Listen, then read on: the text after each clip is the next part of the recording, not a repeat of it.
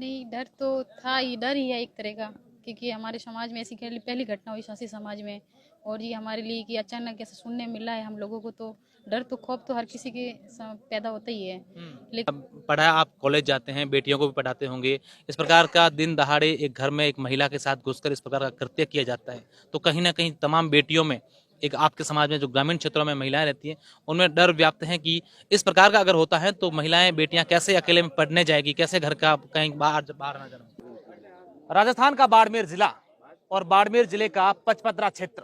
पचपदरा इन दिनों देश में अग्रणी विकास करने वाला सबसे ऐसा एरिया है जो लगातार यहाँ पर रिफाइनरी बन रही है। और बाड़मेर जिले की बात करें तो यहाँ पर तेल खनन के कई क्षेत्र हैं, लेकिन इसी क्षेत्र को दागदार कर दिया है एक हैवानियत की हदें पार करने वाले एक युवक ने। दोपहर के समय एक महिला अपने घर का कामकाज कर रही थी। इस दरमियान एक युवक उसके घर में आता है, उसके साथ दुष्कर्म करता है, फिर थिनर या तेजाब से उसे जिंदा जलाने की कोशिश की जाती है, ऐसे आरोप लगे हैं। लेकिन कई घंटों बाद वो महिला एक अस्पताल में दम तोड़ देती है। उसके बाद लोगों ने धरना प्रदर्शन किए, लगातार विभिन्न मांगे की, लेकिन देर रात 2 बजे तक इनकी मांगों पर सहमति बनी। और आज यहाँ समाज के लोग, उन्हीं के समाज के लोग, उन्हीं के समाज की बेटियां, वरिष्ठ लोग, तमाम लोग यहाँ पर बैठे हैं। क्या इनकी मांग है, क्या ये लोग चाहते हैं, और क्या इन लोगों को आज भी डर लगता है, मैं इनसे बात करने की कोशिश करूंगा। सबसे पहले तो आप बताएं, क्या नाम है आपका, और आप लोग ये जो घटना होने के बाद, आप एक महिला हैं, शिक्षित भी हैं, क्या आप लोगों को अब किसी प्रकार का डर सता रहा है? नहीं, डर तो था ही, डर ही है एक तरह का, क्योंकि हमारे समाज में ऐसी पहली घटना हुई शासी समाज में।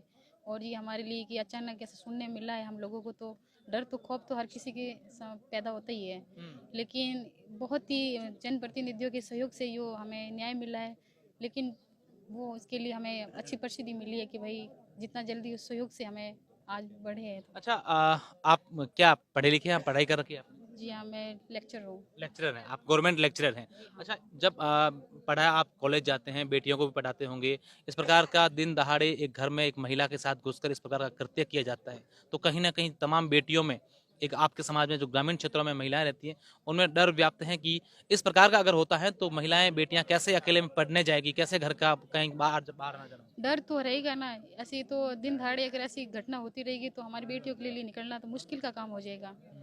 कैसे निकलना संभव हो सकता है? हमारे प्रशासन से ही मांग है कि ऐसे इस प्रकार की घटना ना हो। ये घटना हमारे लिए बड़ी, समाज के लिए बहुत ही आप दुखदायक लोग क्या है। चाहते हैं?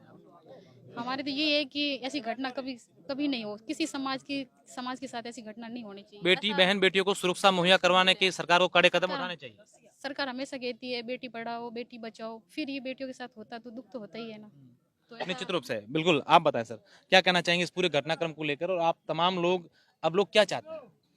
मैं भूराराम बलवान, शारीरिक शिक्षक यानी बने ईडानी, बाड़मेर से ही हूँ।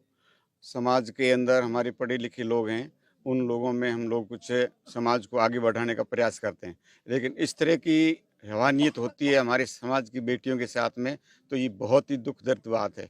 तो इसका मेन कारण तो ये है, हम ये बताना चाहेंगे कि हमारा आधार नहीं है, हम लोग घुमंतु हैं, हम लोग पिछड़े हुए हैं, और हमारा कोई रोजगार या ज़मीन जायदाद का ऐसा कोई आधार नहीं है जिसके बल पर हम लोग आराम से ज़िंदगी बिता सकें। फिर भी इन दरिंदों द्वारा, ऐसे लोगों द्वारा हमारे साथ में, हमारी भाई बेटियों के साथ में ऐसा होता है, तो ये बहुत ही दुखदायक है। और ऐसी पीड़ा हम लोग सहन नहीं कर सकते हैं, क्योंकि हमारे पास कोई मेन आधार नहीं है। और साथ ही समाज के अंदर जो शिक्षा का स्तर है, हमारे समाज की बेटियों में बहुत कम है, और उस शिक्षा के स्तर को बढ़ाने का हम डर जायज हैं, और ये कह रहे हैं कि अगर इस प्रकार की घटनाएं होती तो शिक्षा का स्तर कम होगा, क्योंकि बहन बेटियां घरों से बाहर नहीं निकलेंगी। आप बताएं सर, क्या क्या क्या? मैं मल्लाराम सीनियर टीचर बायतू से हूँ। दरिंदे ने ये बहुत ही घिनौनी हरकत की है। तो हमारा समाज है बहुत ही पिछड़ा हुआ समाज है। इस समाज में इस प्रकार की अगर हरकत होती है तो उस दरिंदे को कड़ी से कड़ी सजा मिलनी चाहिए। निश्चित रूप से आज पूरा प्रदेश और तमाम लोग जो हैं यही मांग कर रहे हैं कि इस प्रकार की दरिंदगी करने वाले को कड़ी से कड़ी सजा मिलनी चाहिए, ताकि किसी और बहन बेटी के साथ इस प्रकार की घटना नहीं घटे।